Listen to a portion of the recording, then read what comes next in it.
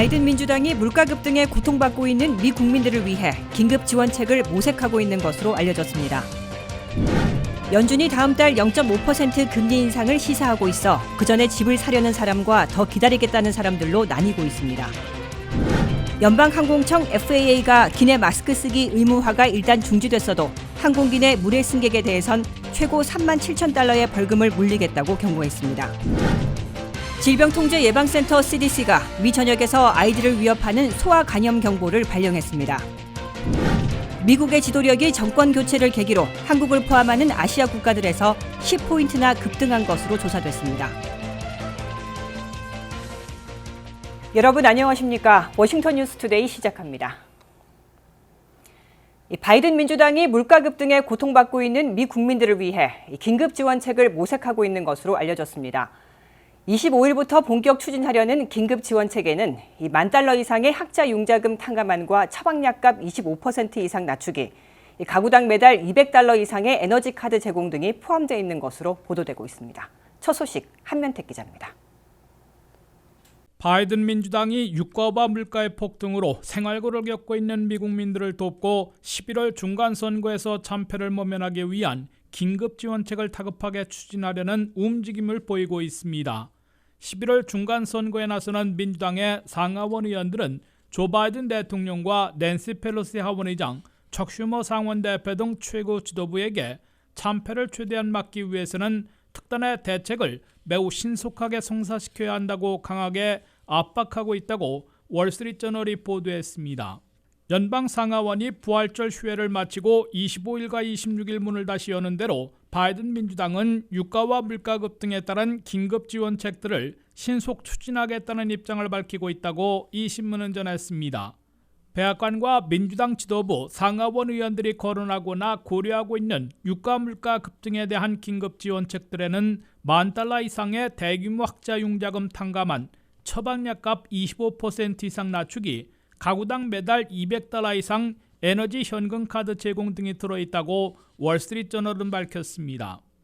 첫째, 학자 융자금 탕감안은 바이든 대통령의 $10,000와 민주당 상원 지도부의 $50,000로 큰 차이가 나서 1년 이상 결정하지 못하고 있으나 금년간 단안을 내릴 것으로 예상되고 있습니다. 백악관 고위관리는 대통령 행정명령으로 대규모로 학자 융자금을 탕감하는 방안을 집중 고려하고 있다고 시사해 시간 걸리고 승인이 확실치 않은 의회의 입법 절차를 거치지 않고 대통령의 권한으로 바이든 대통령이 공약한 $10,000 이상을 일괄 탕감해 줄 가능성이 제기되고 있습니다. 둘째, 65세 이상 노년층 6천만 명이나 어려움에 빠뜨려본 처방약값을 최소 25% 이상 낮추는 방안을 우선 추진할 것으로 민주당 상하원 의원들은 강조하고 있습니다. 연방의회에서 강한 지지를 받고 있는 처방약값 낮추기 방안은 연방 메디케어 당국이 제한군인부, 국방부 등과 마찬가지로 협상권을 허용받아 제약회사들과 협상해 처방약값을 현재보다 25% 이상 낮출 수 있을 것으로 예상되고 있습니다. 처방약값 낮추기에서는 협상을 통한 인하와 함께 연간 본인이 부담할 수 있는 처방약값의 상한선을 $2,000로 설정해 그 이상은 본인이 내지 않도록 하고 있습니다. 셋째, 러시아의 우크라이나 공격 후 급등한 국제유가와 휘발유가 급등에 고통받고 있는 미국민들을 지원하기 위해 연방 차원의 휘발유세 갤런당 18센트 면제한 대신에 가구당 $200 이상을 매달 에너지 카드로 제공하는 방안을 추진하고 있습니다. 백악관은 3월에 고려했다가 중단했던 가스카드 제공안을 재검토하고 있으며 연방 하원에서 초당안으로 상정된 가구당 성인 $100에 부양가족 $100 등 $200 이상의 에너지 카드 제공안이 유력하게 거론되고 있습니다. WKTV 뉴스 한면택입니다. 주택시장은 지금 다음 달 0.5% 기준금리 인상을 앞두고 5월 전에 집을 사겠다는 사람과 집값이 충분히 조정을 받은 후 구입하겠다는 사람으로 나뉘고 있습니다. 물가 상승으로 이미 가계 부담이 커지고 있는 상황에서 비싼 집값이 부담이 되고 있는 건 확실해 보이는데요. 그럼에도 렌트비도 최대 40%까지 오른 만큼 렌트비를 내느니 차라리 이자를 감당하겠다는 사람들도 있습니다. 현재 부동산 분위기를 알아봤습니다. 모기지 이자율이 7주 연속 상승해 5.11%를 기록하고 있습니다. 정부 후원 모기지 기업 프레디맥에 따르면 모기지 이율은 올해 초 3.22%에서 이번 주 5.11%로 급등했습니다. 연준은 다음 달 기준금리를 0.5% 올리겠다 확실시한 데 이어 그 후에도 같은 폭의 금리 인상이 뒤따를 것으로 시사하고 있습니다. 연준이 매파적인 발언을 쏟아내자 시장에서는 금리가 더 오르기 전 집을 사겠다는 사람과 집값이 충분히 조정을 받은 후 구매에 나서겠다는 사람들로 나뉘고 있는 분위기입니다. 버지니아 센터빌에서 부동산 중개회사를 운영하고 있는 황계실 대표는 이번 달 들어 매물이 조금씩 늘고 있지만 5월부터는 더 공격적인 금리 인상이 예상되는 만큼 그 전에 주택을 구입하려는 사람이 아직은 많다 밝혔습니다. 지금 현재는 3월보다는 매물이 다소 증가했고요. 이자는 오르고 있지만 그래도 5월 달에 0.5 정도 더 오른다는 예상으로 바이어들도 더 어그레시브하게 오퍼를 하는 상황입니다. 렌트비가 최대 40%까지 급등한 만큼 렌트비를 내느니 오른 이자율을 감당하겠다는 수요도 있는 것으로 보입니다. 집을 파는 셀러 입장에서는 가장 최고가로 팔 수 있고 아무리 이자가 오르고 있어도 바이어 입장에서는 조금 매물이 증가돼서 선택의 폭이 넓어졌으니까 지금 사는 걸 권장해 드리고요. 이자가 이렇게 올랐어도 왜 바이어가 집을 사야 되면 렌트비도 인플레이션 때문에 30 내지 40% 많이 증가돼서 모게이지가 훨씬 렌트보다는 싸기 때문에 사실 수 있는 능력이 되면 사는 거를 권해드립니다. 연준이 5월부터 금리를 크게 올리는 이른바 빅스텝을 예고한 만큼 시간이 가면 주택 수요도 압박을 받을 수밖에 없다는 목소리도 커지고 있습니다. 전국 부동산 중개인 협회에 따르면 3월 기준 주택 판매는 1년 전보다 4.5% 감소했습니다. 지난주 모기지 신청 건수는 전주 대비 3%, 전년 동기 대비 14% 감소했습니다. 리얼터닷컴에 따르면 40만 5천 달러짜리 집을 20% 다운페이하고 지금 구입할 경우 1년 전보다 38%의 이자를 더 내야 합니다. 이는 매달 481달러를 추가로 부담하는 셈입니다. 가파른 인플레이션도 주택 가격을 억누를 수 있습니다. 물가 상승이 이어지며 생필품마저 줄이겠다는 사람이 늘고 있는 상황에서 이미 오른 주택값과 이자를 감당하기는 부담스러울 수밖에 없습니다. 경제 전문가들은 주택 시장이 아직은 강세지만 뚜렷하게 약화되고 있다며 기존 주택 매매 건수가 2020년 2월 이후 최저 수준으로 떨어졌다 밝혔습니다.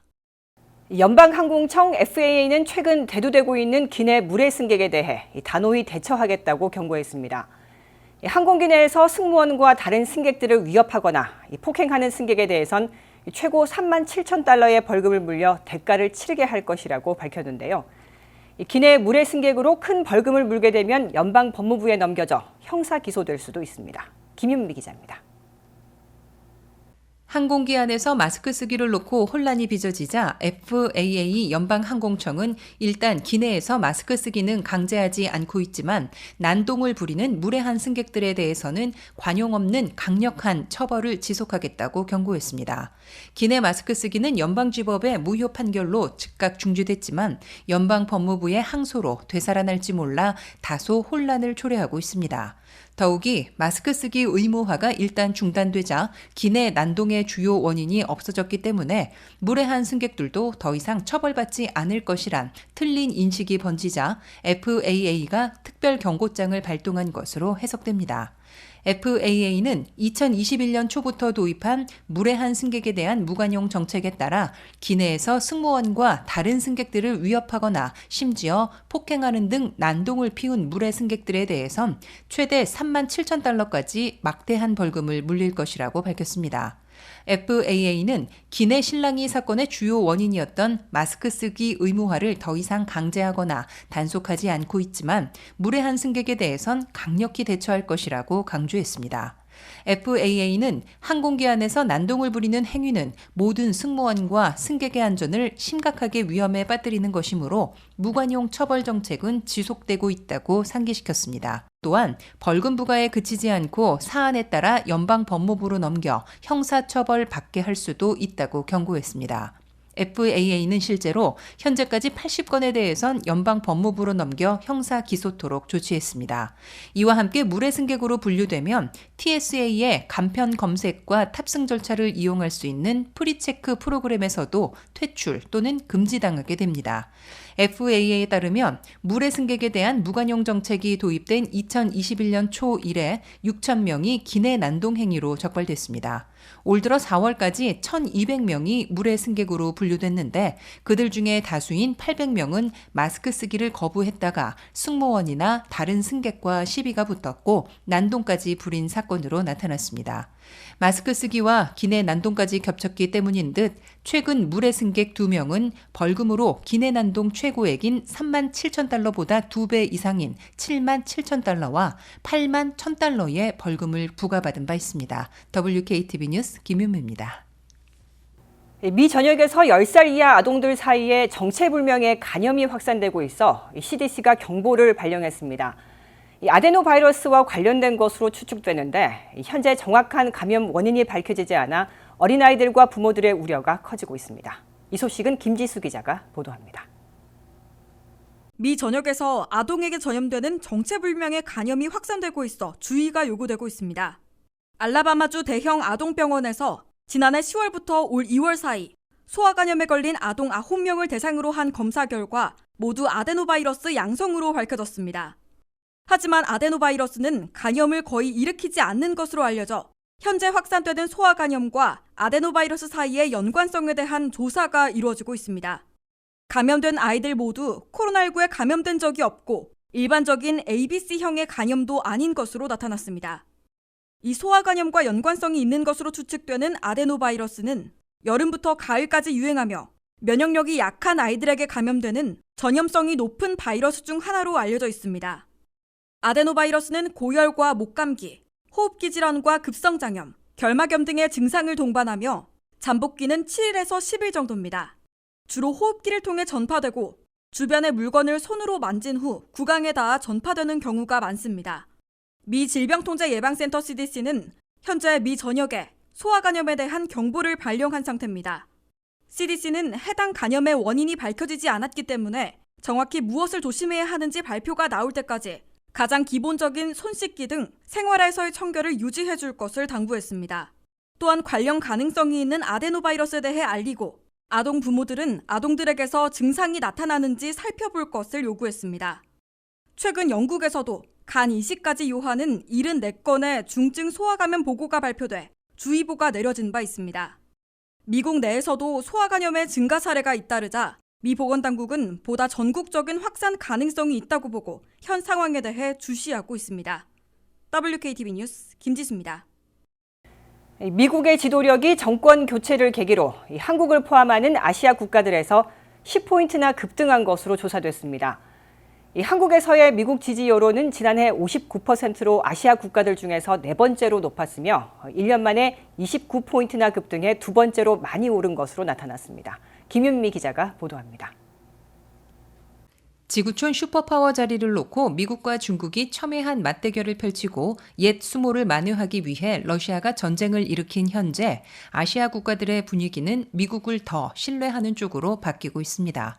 갤럽이 아시아 국가들에서 미국과 중국, 러시아, 독일 등의 지도력에 대한 지지도를 조사한 결과 독일이 43%로 1위를 차지했고 미국이 41%로 2위, 러시아가 33%로 3위, 중국이 27%로 4위에 그쳤습니다. 특히 아시아 국가들에서는 미국의 지지도가 정권 교체를 계기로 급등한 것으로 나타났습니다. 아시아 국가 전체에서 미국 지지도는 2020년 31%에서 2021년 41%로 10포인트나 급감했습니다. 한국에서 미국 지지율은 59%를 기록했습니다. 이는 아시아 국가들 중에서는 필리핀 71%, 미얀마 65%, 몽골 60%에 이어 네 번째 높은 것입니다. 일본에서의 미국 지지율은 50%로 한국보다 낮아졌습니다. 한국은 특히 1년 동안 미국 지지율이 30%에서 59%로 29포인트나 급등해 두 번째로 많이 올라간 국가로 기록됐습니다. 라오스가 한 해에 30포인트나 급등해 가장 많이 올랐지만 4%에서 34%로 오른 것입니다. 한국에 이어 베트남이 21%에서 45%로 1년 만에 24포인트 올라 세 번째로 많이 급등한 것으로 조사됐습니다. 호주와 뉴질랜드는 1년 만에 22포인트씩 오른 51%와 48%의 미국 지지율을 보였습니다. 태국은 20포인트 오른 49%, 대만은 17포인트 오른 45%의 미국 지지율을 기록했습니다. 반면 미국 지지율이 가장 낮은 아시아 국가들을 보면 가장 적대적인 이란에서 고작 7%의 지지율을 보였습니다. 미군들이 치욕을 겪으며 철수했던 아프가니스탄에서도 미국 지지율은 14%에 그쳤습니다. 나토 동맹국인 터키에서도 미국 지지율은 22%에 불과했고 멀고도 가까운 파키스탄에서는 23%를 기록했습니다. 미국은 그러나 중국과의 경쟁에서 아시아 국가들을 잡기 위해 인도태평양 전략을 핵심으로 추진하고 있으며 동남아시아 10개국들을 회원으로 두고 있는 아세안 국가들과의 접촉을 강화하고 있습니다. 조 바이든 대통령은 브루나이, 캄보디아, 인도네시아, 라오스, 말레이시아, 미얀마, 필리핀, 싱가포르, 태국, 베트남 등 아세안 10개국 정상들을 워싱턴으로 초청해 5월 12일부터 13일까지 미국 아세안 특별 정상회의를 개최키로 했습니다. WKTV 뉴스 김유미입니다.